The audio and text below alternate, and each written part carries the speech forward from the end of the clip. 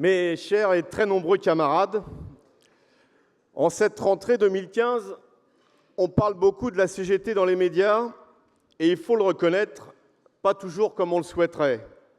Mais est-ce une surprise? Ce n'est pas nouveau. Nous ne sommes pas tombés dans ce piège. Nous avons tout de suite remis les pendules à l'heure. La rentrée de la CGT, son contenu, ses objectifs, c'est elle qui en décide, ses militants, ses syndiqués, personne d'autre.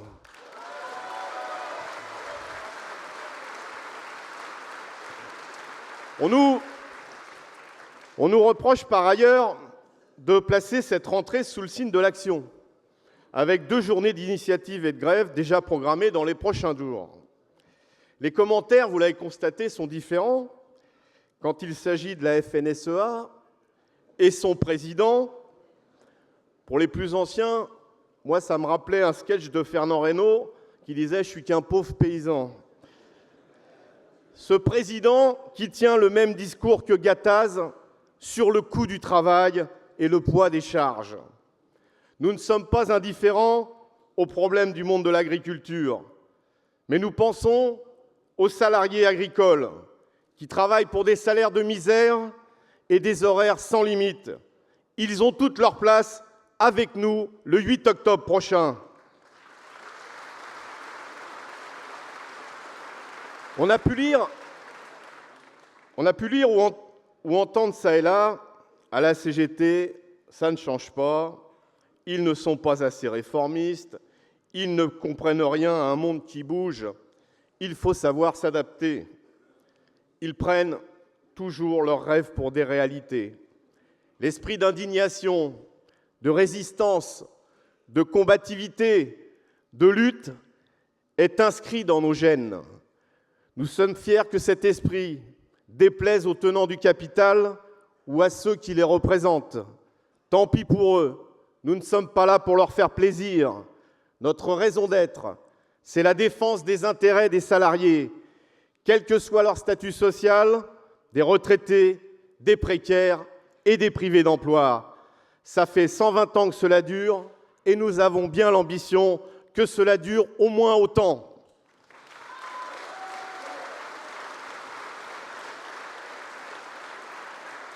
Nous ne pouvons nous résoudre à nous résigner à accepter la situation que vivent des millions de personnes dans notre pays ou à l'échelle de la planète.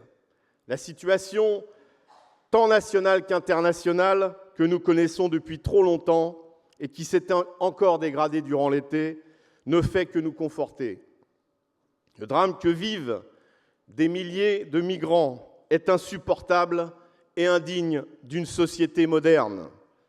En 2014 déjà, c'est plus de 3500 personnes, femmes, hommes et enfants, qui sont mortes noyées en Méditerranée. Depuis le début de l'année, la situation s'est aggravée. Elle nécessite de manière urgente une action coordonnée des États de l'Union européenne, qui a une lourde responsabilité dans ce problème. Responsabilité suite aux différentes interventions militaires pilotées par les États-Unis.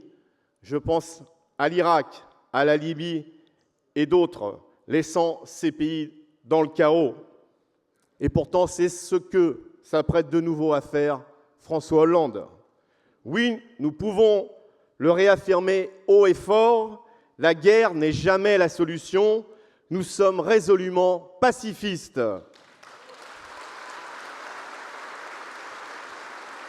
Responsabilité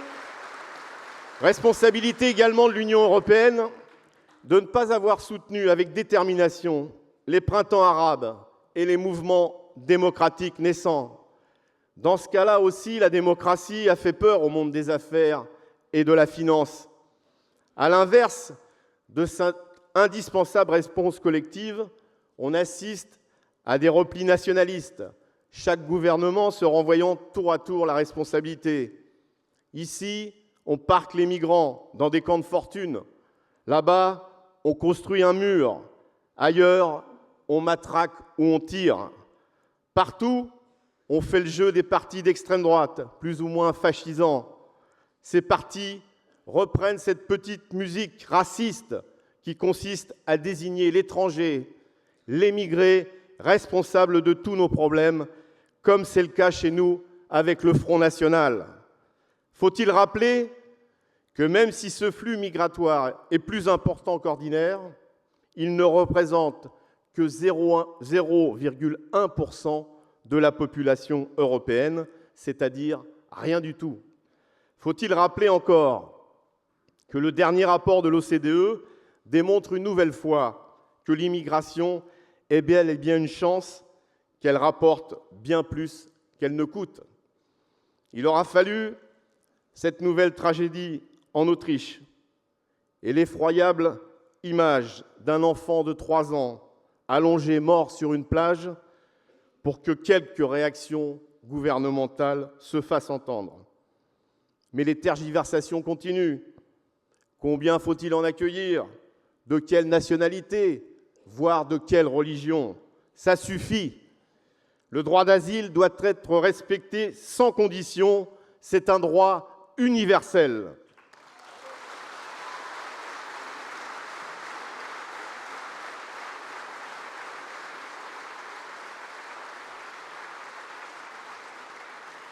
La CGT doit s'exprimer plus fort sur le sujet, tant au niveau confédéral que dans les entreprises.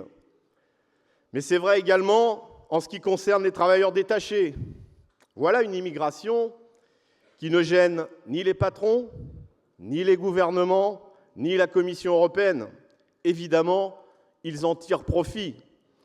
Or, ce sont des questions majeures pour nous, même si c'est difficile. Ne soyons pas frileux dans notre combat contre le racisme et les idées xénophobes, contre la division des salariés. C'est pourquoi nous nous félicitons que durant cette même période, les luttes engagées aux côtés des travailleurs sans papier se soient poursuivies et nous avons connu de nouveaux succès comme dans les Yvelines. On l'a vu avec le témoignage d'Ibrahima. Les salariés intérimaires qui ont obtenu un engagement de l'entreprise pour obtenir les papiers nécessaires à leur régularisation et de surcroît 400 adhésions à la CGT. Saluons nos camarades.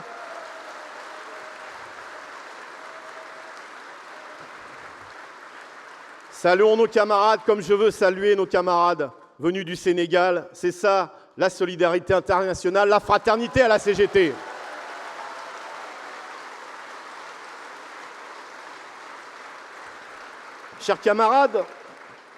Mes chers camarades, imaginez si les États européens, les institutions européennes ou internationales dépensaient autant d'énergie et d'argent pour s'occuper du drame des migrants qu'ils n'en ont usé pour peser sur les décisions démocratiques du peuple grec. La Grèce, parlons-en justement. La situation de ce pays, de ses habitants, est l'affaire de tous les citoyens européens. Les institutions financières, le FMI et la BCE en tête, la Commission européenne, ainsi que les gouvernements, ont décidé de faire de ce pays un exemple, c'est-à-dire imposer une cure d'austérité à un peuple au nom d'intérêts financiers toujours plus gourmands. Parmi les mesures les plus drastiques, une hausse de la TVA, y compris pour les produits de première nécessité comme l'eau, l'énergie ou l'alimentation, la hausse des cotisations sociales, une réforme des retraites avec un report de l'âge de départ à 67 ans, et j'en passe. Nous devons continuer à fournir des explications économiques autour des problématiques de la dette, y compris en faisant le lien avec ce que nous vivons chez nous, dans les collectivités territoriales, dans les hôpitaux, où le remboursement de dettes justifie également des suppressions d'emplois, des restructurations et des fermetures de sites. Les objectifs budgétaires imposés à Athènes sont extrêmement exigeants, voire impossibles à atteindre. Plusieurs économistes de renom en conviennent. Mais ne soyons pas dupes. Au-delà de la question de la dette, c'est bien la question de la démocratie qui est en jeu. Les marchés financiers, les dirigeants libéraux ou sociaux-démocrates tentent de démontrer au peuple européen que quoi qu'ils fassent, quoi qu'ils disent, quoi qu'ils votent, ce ne sont pas eux qui décident, mais la finance seul. Ce déni de démocratie, nous le vivons aussi en France, tant à l'échelle de ceux qui nous gouvernent que dans les entreprises.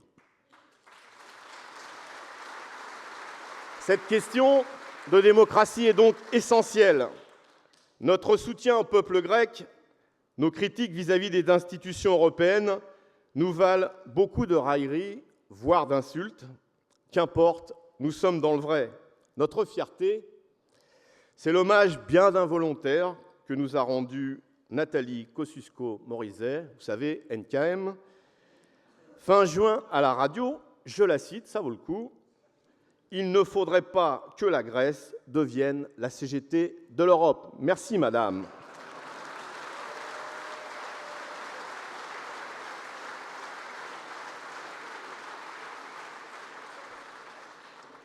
Oui, une autre Europe est possible, une Europe faite de solidarité et de progrès social.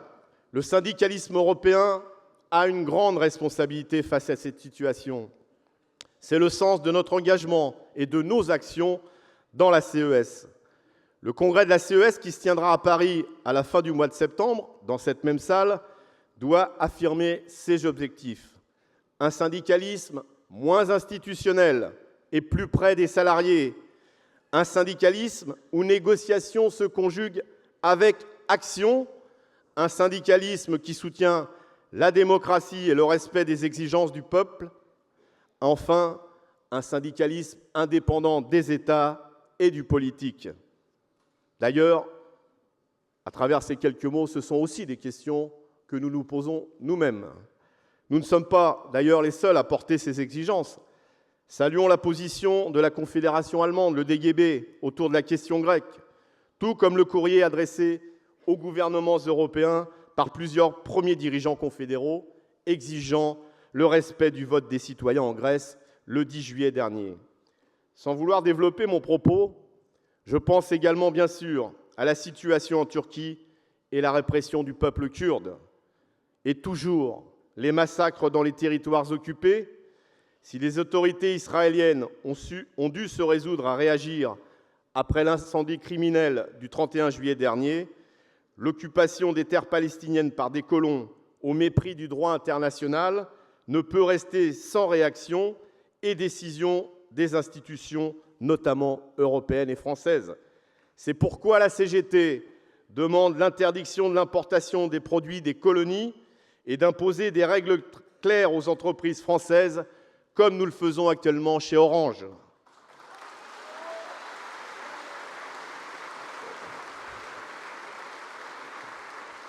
En France, le gouvernement français poursuit à marche forcée sa politique de régression sociale.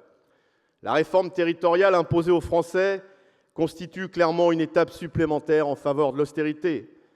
Le gouvernement organise la mise en concurrence des territoires et l'inégalité entre les citoyens. En effet, le but de cette réforme, décidée à la va-vite et sans consultation préalable, n'est en aucun cas d'améliorer les services publics pour répondre aux besoins des populations. Ce n'est pas non plus le fruit d'une réflexion aboutie sur un aménagement durable du territoire. L'objectif affiché de cette réforme est de financer encore les cadeaux au patronat en concentrant les pouvoirs, en réduisant honteusement le montant des dotations de solidarité aux collectivités locales et en aggravant les méfaits des politiques d'austérité. Que dire de l'adoption des lois Rebsamen et Macron durant l'été, à part que ce sont les preuves supplémentaires que le gouvernement n'a de cesse de s'acharner contre les droits des salariés. La démocratie parlementaire est bafouée, là aussi, puisque la loi du petit protégé de l'Élysée a été adoptée à 2 reprises grâce à l'utilisation du 49.3, c'est-à-dire sans vote, en méprisant à nouveau la démocratie. Ces lois, nous les avons combattues. Notre opposition ne souffre d'aucune ambiguïté. La loi Macron, c'est moins de droits pour les salariés. C'est imposer le travail du dimanche et le travail de nuit aux salariés sans aucune contrepartie, ne serait-ce que financière. C'est la remise en cause des conseils des prud'hommes, avec la volonté claire de casser toute possibilité de recours aux salariés. c'est la réduction des prérogatives et des missions des inspecteurs du travail, pour simplifier encore les licenciements.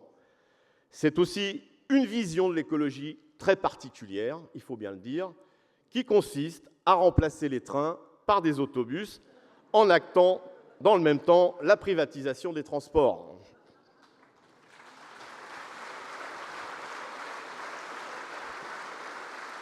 D'ailleurs, on n'arrête plus le très libéral Macron. Il a enthousiasmé un parterre de patrons, Gattaz en tête, aux universités d'été du MEDEF, en qualifiant d'erreur historique la réduction du temps de travail et les 35 heures. Et il prétend connaître l'entreprise. L'entreprise des patrons, oui, mais pas celle où travaillent des millions de salariés. Pour des raisons politiciennes et la tenue d'autres universités d'été, à La Rochelle, Valls s'est fendu d'une déclaration pour corriger les propos de son ministre. Pourtant, c'est lui-même qui réaffirmait fin août dans le journal Les Échos, je le cite, « Nous devons poursuivre les réformes engagées ». Et on sait que le mot réforme ce que veut dire le mot réforme, quand c'est lui qui le dit. Vous le voyez, ce n'est pas le nom des ministres qui nous importe, c'est la politique menée par le gouvernement. Mais nous sommes rassurés.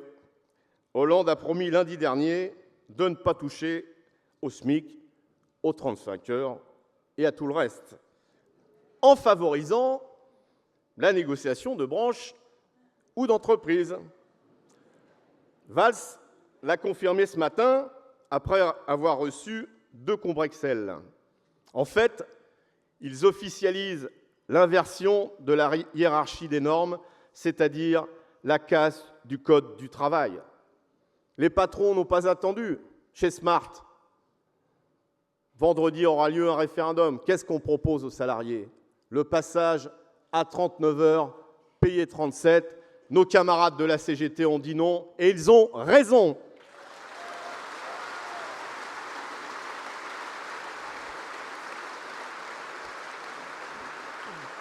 Nous sommes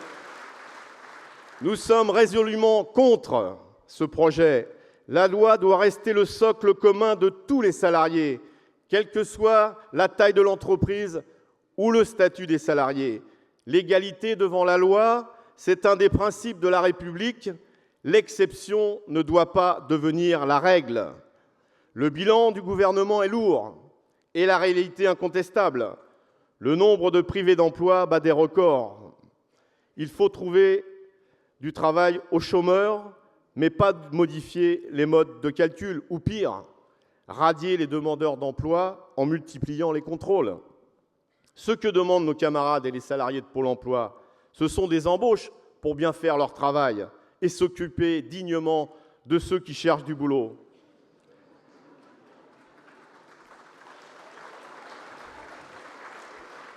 Vous m'expliquez quand c'est drôle, hein? Il faut trouver... Ceux qui en trouvent, restent de fait dans la précarité, puisque 84% des embauches se font aujourd'hui en CDD. C'est bien l'échec de la politique affichée du gouvernement, ou plutôt la démonstration qu'après le temps des promesses, il y a le temps de la soumission aux exigences de la finance et du patronat. Faisons un bilan du pacte de responsabilité et des aides versées aux entreprises. Des milliards d'euros ont été donnés aux entreprises, près de 200 déjà, et ce n'est pas fini, comme dirait la pub. De l'argent public, faut-il le rappeler.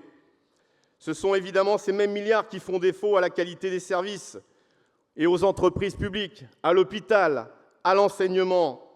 Dans le même temps, les dividendes versés aux actionnaires explosent. 1 167 milliards d'euros versés l'année dernière. C'est une augmentation de plus de 60% en 5 ans. Je vous rappelle que le SMIC, lui, n'a augmenté que de 0,8% sur la même période, soit un peu plus de 12 € bruts par mois, et que le point d'indice des fonctionnaires est gelé pour la 5e année consécutive, du jamais vu. Et je ne vous parle pas de la fraude fiscale ou de l'évasion fiscale. Et alors, Que dire de la prime de départ du directeur général d'Alcatel qu'il touche en guise de remerciement pour l'ensemble de son œuvre de destruction de son groupe. Avec un parachute comme ça, on n'est pas prêt d'avoir les pieds qui touchent le sol. De l'argent, il y en a donc, mais pas dans les bonnes poches. Il ne s'agit pas de hiérarchiser les problèmes ou les revendications. D'ailleurs, ces dernières, ce sont les salariés qui en décident, puis qui agissent pour les faire aboutir. Les sujets ne manquent pas. Pour autant, nous avons besoin d'alimenter un débat idéologique dont certains aimeraient nous faire croire qu'il n'a plus lieu d'être. Et je vous invite, moi aussi, à partir des salaires et de la RTT, à lire attentivement le dernier numéro de la Nouvelle Vie ouvrière. Et si vous avez un peu de temps, abonnez-vous aussi.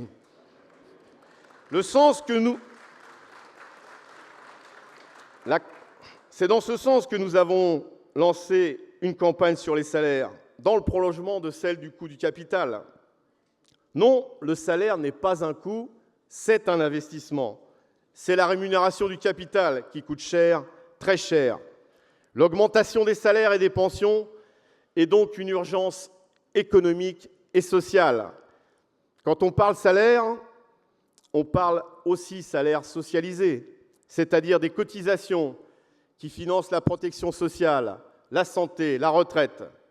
M. Gattaz préfère parler du salaire net. Reprenant la formule, l'important, c'est ce qu'il y a en bas de la feuille de paye. Une formule qui, de mon point de vue, est encore trop souvent utilisée dans nos rangs. Le MEDEF ne se trompe pas. Moins de cotisations, de charges, comme ils disent, ce sont des milliards d'économies pour le patronat. Et pourtant, des exonérations, ils en ont déjà beaucoup. Au contraire, nous affirmons que plus de salaire, c'est plus de ressources pour la protection sociale. Nous avons formulé des propositions concrètes. Je pense par exemple à l'égalité salariale entre les femmes et les hommes, comme c'est prévu dans la loi. Nous demandons que le SMIC, cible des attaques du patronat, soit augmenté, car le salaire minimum doit rester une référence. Cela doit s'accompagner par un relèvement des minima dans les grilles de classification pour reconnaître les diplômes. La bataille autour des régimes complémentaires Agirc-Arrco est bien sûr essentielle pour la CGT. Le MEDEF propose une régression sociale sans précédent, avec un nouveau report de l'âge de départ et une baisse des pensions. Nous avons fait des propositions alternatives, j'en ai évoqué une, la question de l'égalité salariale. Cette campagne est bien cohérente avec la bataille sur la protection sociale, la santé et les retraites. Au moment où nous célébrons le 70e anniversaire de la sécurité sociale, notre système solidaire, la journée d'action du 8 octobre, fédère l'ensemble de ces thèmes. Augmenter les salaires et réduire le temps de travail, c'est possible. Ce n'est pas un délire de la CGT, comme le disent certains. Cela va dans le sens de l'histoire. La baisse du temps de travail a toujours été un facteur important du progrès social. La journée de 8 heures, les congés payés, la retraite à 60 ans, la semaine de 40 puis 35 heures. À chaque fois, les tenants du capital ont hurlé à la catastrophe et à la fin du monde. Et pourtant, la France, le monde, a continué de se développer, les entreprises à prospérer. Les problèmes que connaît notre pays ne sont pas dus aux 35 heures. Tous ceux qui connaissent la réalité de la vie dans les entreprises, c'est-à-dire les salariés, le savent parfaitement. Le problème, c'est de ne pas avoir créé suffisamment d'emplois lors du passage aux 35 heures. Le problème, c'est d'avoir cédé aux exigences du MEDEF en matière d'aménagement et d'annualisation du temps de travail, de flexibilité, de déréglementation. Cela a été fait par tous les gouvernements successifs depuis la promulgation de la loi. Et l'État, une fois de plus, ne montre pas l'exemple quand on voit la situation des salariés de l'hôpital. Nous pouvons saluer la mobilisation du personnel comme celui de l'Assistance publique Hôpitaux de Paris, qui refuse par une mobilisation exceptionnelle le projet de Hirsch et de Touraine. C'est un exemple à suivre partout.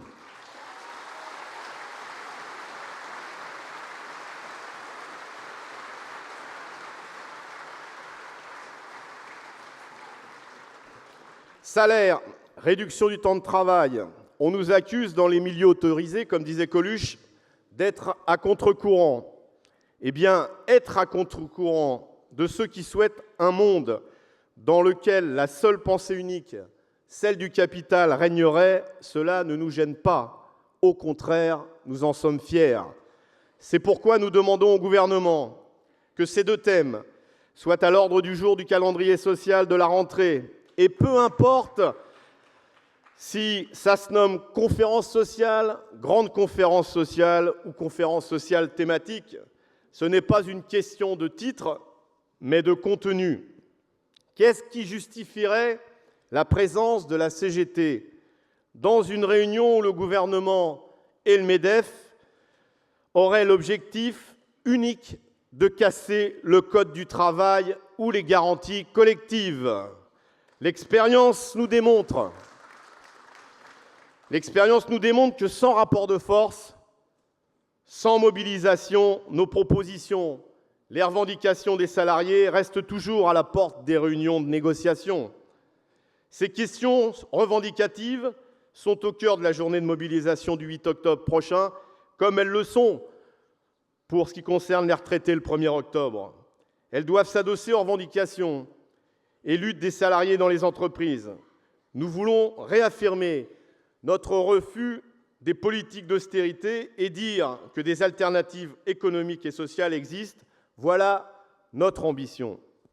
Les jeunes, les étudiants sont les premières victimes de cette politique d'austérité qui ne font que creuser les inégalités et hypothéquer leur avenir. Permettre à la jeunesse d'être autonome, de faire des études et de construire son avenir devrait être un objectif politique constant. Partout, il nous faut revendiquer l'élévation du niveau d'éducation et de culture et rappeler que ce sont de véritables leviers économiques et sociaux d'une part et d'autre part les bases d'une société basée sur les valeurs d'intégration. Au lieu de cela, les jeunes vivent au quotidien la précarité. Faut-il rappeler que les jeunes sont les premières victimes de la crise, avec un taux de chômage 2 fois plus élevé que la moyenne? Ce refus d'investir dans la jeunesse, malgré les promesses du gouvernement d'en faire une priorité, sont d'abord et avant tout les conséquences d'une politique menée en France et en Europe. Cette question de la jeunesse doit faire partie de nos priorités. Nous nous félicitons que les organisations de jeunesse s'engagent à nos côtés le 8 octobre prochain. Elles ont leurs revendications spécifiques et n'attendent pas de nous que l'on décide pour eux.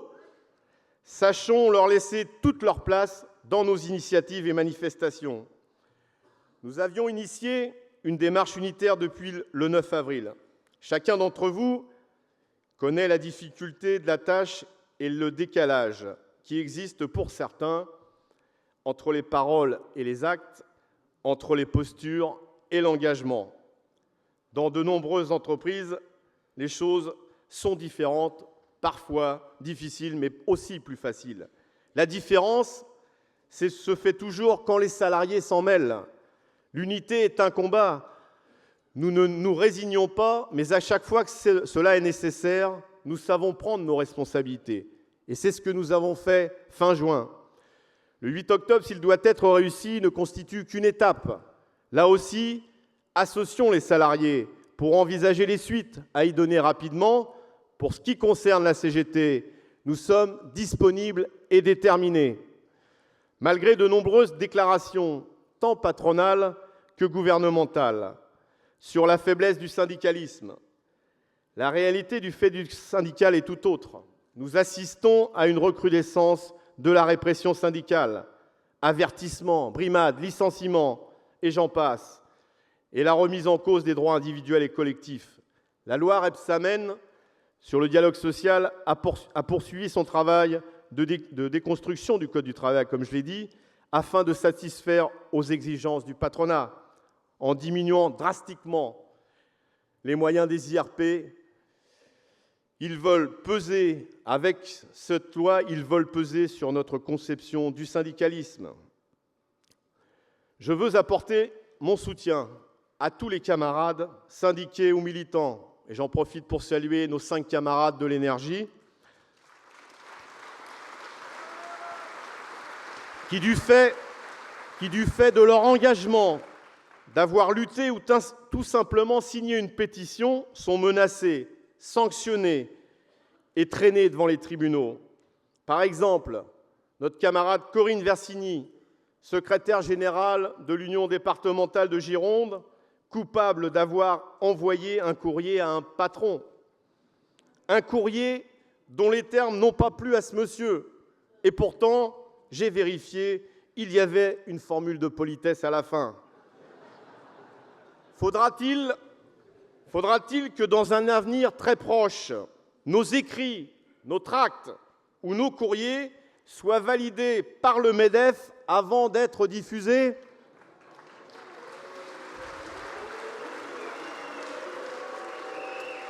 Il en est de même pour la remise en cause des lieux d'accueil des salariés, les locaux syndicaux, les unions locales, les bourses du travail. Impossible de toutes les citer, évidemment, je pense à Châteauroux, Foix, Le Blanc-Ménil, Bobigny, par exemple. Après le Val d'Oise, ici en Île-de-France, nos camarades de Haute-Garonne ont obtenu une grande victoire à Toulouse en obligeant le maire de la ville à renoncer à son projet d'expulsion. Bien d'autres victoires sont en perspective si nous menons le combat. Le respect des libertés et du fait syndical, du droit de se syndiquer, c'est là le sens de notre initiative du 23 septembre, partout dans le pays. L'objectif n'est pas de passer pour des martyrs et de dire que se syndiquer constituerait un danger, même si la peur des conséquences est la première raison évoquée par les salariés pour ne pas se syndiquer, et nous sommes bien en France, pas dans une dictature. L'objectif est de montrer que le développement du syndicalisme va de pair avec la démocratie et le progrès social. Je voudrais faire d'ailleurs une petite parenthèse. Si nous ne sommes pas assez nombreux, donc la syndicalisation est d'actualité, des experts nous réaffirment, des experts extérieurs à la CGT, vous savez, ceux qui savent, nous réaffirment à longueur de journée que les effectifs de la CGT seraient en chute libre. C'est un mensonge. Le nombre de syndiqués n'a pas baissé et nous sommes même aujourd'hui en légère progression.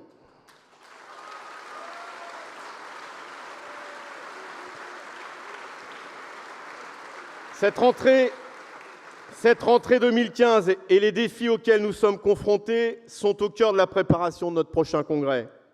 Rencontrer les salariés et les syndiqués là où ils travaillent, dans le cadre du plan de visite des 2000 syndicats que nous avons engagés, reste une priorité pour la direction confédérale, mais aussi pour l'ensemble des dirigeants de la CGT.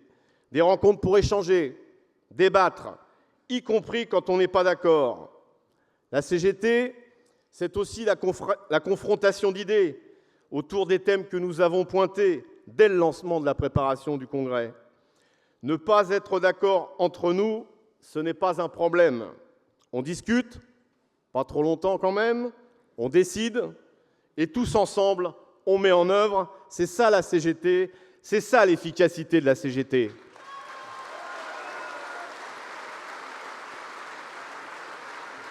Vous le voyez, mais vous le saviez, en venant, nous avons du pain sur la planche. Des succès, nous en obtenons. On en a entendu beaucoup tout à l'heure, mais je pense à la victoire des Fralib, par exemple, qui ont montré que l'industrie française a de l'avenir. Je vous recommande d'ailleurs, moi aussi je peux faire de la pub, Thierry,